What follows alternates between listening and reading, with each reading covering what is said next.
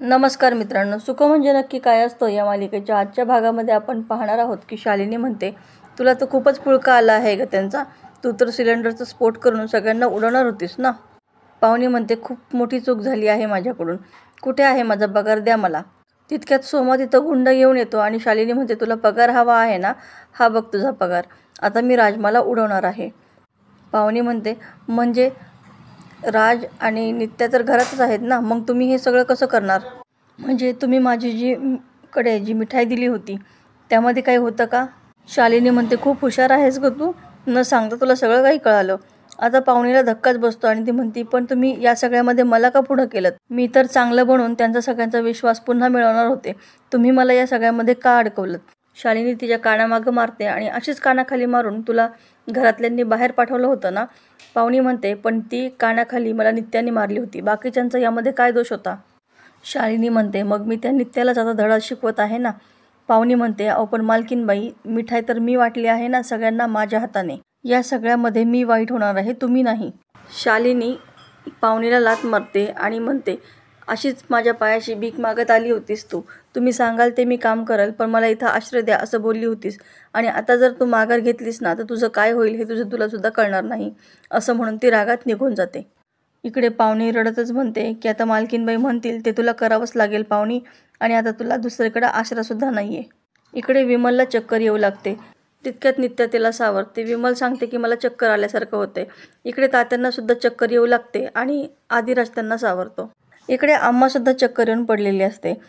Lovely आणि संत्या बाईकवरून जाताना त्यांना देखील चक्कर येते आणि ते रस्त्याच्या कडेला बाईकवरून पडतात. इकडे विमल आणि तात्या दोघेही बेशुद्ध पडलेले असतात. तितक्यात नित्याला सुद्धा गरगरू लागतो. त्यानंतर आदिराजला देखील चक्कर येऊ लागते आणि दोघेही चक्कर येऊन खाली पडतात. तितक्यात राजमा आणि सावरी दोघेही आतमध्ये येतात. त्यांना देखील गरगरत असतं. राजमा म्हणते, अगं सगळे तर बेशुद्ध पडले आहेत ना, असं म्हणून ती आदिराज आणि नित्याला उठवू लागते. सावरी देखील विमलला उठवू लागते. त्यानंतर सावरी बेशुद्ध होते आणि नंतर राजमासुद्धा तिथंच बेशुद्ध होऊन खाली पडते. तितक्यात सोमनाथ त्या गुंडांना घेऊन तिथं येतो आणि गुंडांना राजमाला उचला असं सांगतो. ते गुंड राजमाला उचलतात आणि तिथून घेऊन जातात. आता सर्वांना हळूहळू शुद्ध येऊ लागते. आदिराज म्हणतो की सर्वांची शुद्ध हरपली होती वाटतं. विमल म्हणते, असं कसं काय झालं, एकदम सगळे काय बेशुद्ध पडले? तितक्यात सावरी म्हणते की दादा, राजमा कुठं आहे? ती माझ्यासोबतच होती ना. सर्वांना धक्का बसतो आणि ते राजमाला इकडे इकडे शोधू लागतात. तर इकडे राजमाला बांधून ठेवलेलं असतं. शालिनी गाणं म्हणू लागते की मामाच्या गावाला जाऊयात. तू जाणार का मामाच्या गावाला? ही तुझी लाडकी शालिनी मामी तुला मामाच्या गावाला पाठवणार आहे. तुझे आजी आजोबा तिकडे वाट बघत आहेत ना.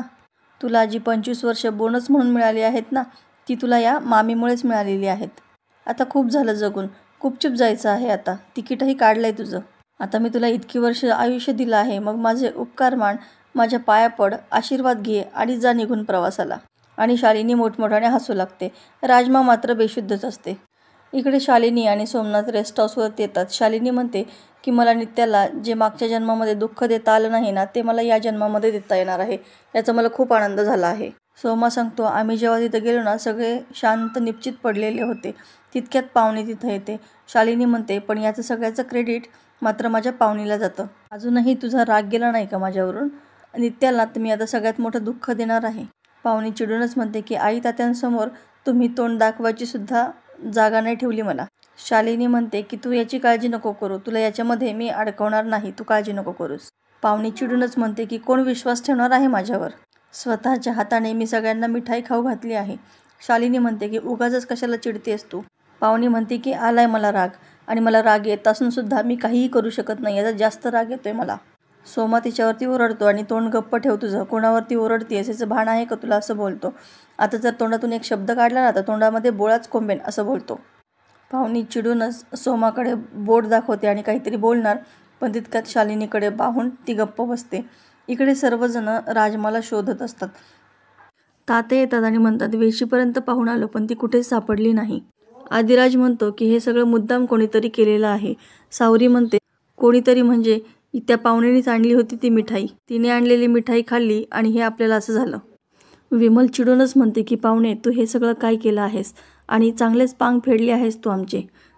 लाज कशी नाही वाटली तुला हे आमच्यासोबत असं करताना? आणि असं म्हणून ती रागातच तिथून निघून जात असते. तितक्यात आदिराज तिला थांबवतो. आदिराज म्हणतो की तू रागावू नकोस, तू थांब इथं, आम्ही बघतो ना काय करायचं आहे ते. विमल म्हणते की तिच्या जागेवर राजमा इथं आली आहे ना, म्हणूनच तिने हा सूड उगवला असेल. नित्या म्हणते हे का आणि कोणी केलं याच्यापेक्षाही राजमाला शोधणं हे खूप महत्त्वाचं आहे.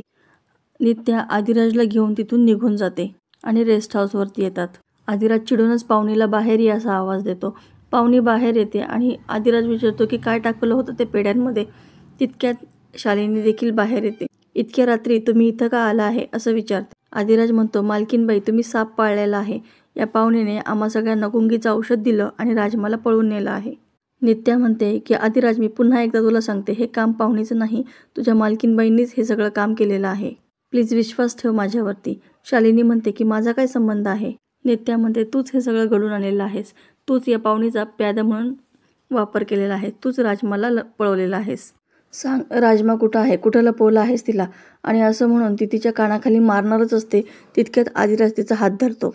आदिराज तिला मागं खेचतो आणि म्हणतो की सांभाळा स्वतःला, मालकीनबाई असं काही सुद्धा करू शकणार नाहीत. जेव्हा नित्या आणि आदिराज दोघेही रेस्ट हाऊसकडे येत असतात तेव्हा आदिराज तिला म्हणलेला असतो की हे प्रकरण आपल्याला खूप नाजूक हाताळावं लागणार आहे, कारण पाहुणीला शालिनीनेच पाठवलेलं आहे हे आपल्याला माहिती आहे. पण आपल्याला सरळ विचारता येणार नाही, कारण आपल्या लक्ष्मीचा प्रश्न आहे हा. नित्या म्हणते की आपल्या लक्ष्मीला काही होणार तर नाही ना? आदिराज म्हणतो की मी तिला काहीही होऊ देणार नाही. नित्या म्हणते की जोपर्यंत शालिनी रेस्ट हाऊसवरती आहे ना तोपर्यंत ठीक आहे. एकदा का ती तिथून सुटकली तर ती आपल्याला लक्ष्मीला आपल्या हाती लागू देणार नाही. आदिराज म्हणतो की हां बरोबर आहे, रेस्ट हाऊसवरती जर ती अडकून राहिली तरच आपल्याला लक्ष्मीला शोधण्यामध्ये यश येईल. आणि एक आयडिया आहे माझ्याकडं असं बोलतो.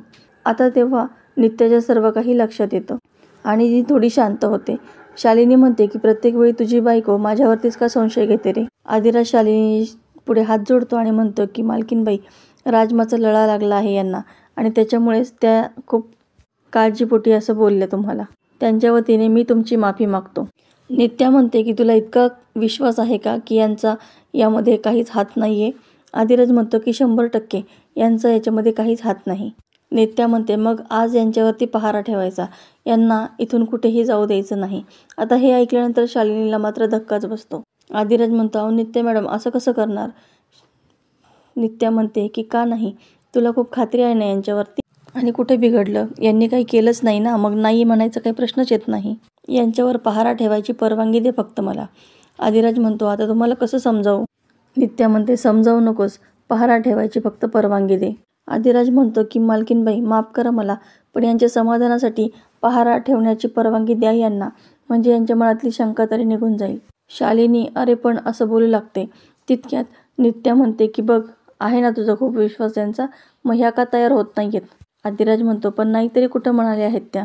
नित्या म्हणते ठीक आहे तर मग लवली आणि संत्या दोघेही त्यांच्यावरती पहारा ठेवतील, कारण तेच दोघे आहेत की ज्यांच्यावरती मी डोळे झाकून विश्वास ठेवू शकते. असं म्हणून ती लवली आणि संत्याला हाक मारते. दोघेही आतमध्ये येतात. आदिराज म्हणतो म्हणजे तुमचं अगोदरच ठरलं होतं का? लय मोठी चूक करताय तुम्ही नित्या मॅडम. आज कळेलच तुम्हाला की मालकीनबाईंचा या सगळ्याशी काहीही संबंध नाही आणि ठेवा त्यांना नजर कैदेमध्ये. आणि लवली संत्याला म्हणतो की मालकीनबाईंना यामुळे काहीही त्रास होता कामा नाही. संत्या म्हणतो की त्यांनी जर आम्हाला काही त्रास दिला नाही तर आम्ही पण त्यांना काही त्रास देणार नाही. तेव्हा नित्या आणि आदिराज तिथून निघून जातात आणि शालिनीसमोर संत्या आणि लवली उभे राहतात. पाहुणी म्हणते की मी जरा इथून जाऊन येते. शालिनी म्हणते आता तू कुठं चालली आहेस? पाहुणी म्हणते की नजर कैदेमध्ये तुम्ही आहे मी नाही. आणि असं म्हणून तिथून ती निघून जाते. शालिनी रागातच दोघांकडे पाहू लागते. तर मित्रांनो येणाऱ्या भागामध्ये आपल्याला पाहायला मिळणार आहे की लवली आणि संत्या शालिनीवरती पहारा देत असतात. आदिराज त्यांना कॉल करतो आणि तिकडची काय खबरबात आहे असं विचारतो. दोघेही दरवाजा उघडून आतमध्ये जातात पण शालिनी त्या ठिकाणी नसते. आता शालिनी यांची नजर चुकवून ज्या ठिकाणी राजमाला डांबून ठेवलेलं असतं त्या ठिकाणी येते. आता राजमाला शुद्ध आलेली असते. शालिनी हातामध्ये तलवार घेते आणि म्हणते की तुला माहिती आहे का अशाच तलवारीने मी तुझ्या आईबाबांना देखील मारलं होतं आणि आता हेच भाग्य तुला सुद्धा मिळणार आहे. तर मित्रांनो असेच नवनवीन व्हिडिओ अपडेट पाहण्यासाठी चॅनलला सबस्क्राईब करा. नोटिफिकेशनसाठी बेल आयकॉन अवश्य दाबा. व्हिडिओ पाहिल्याबद्दल धन्यवाद.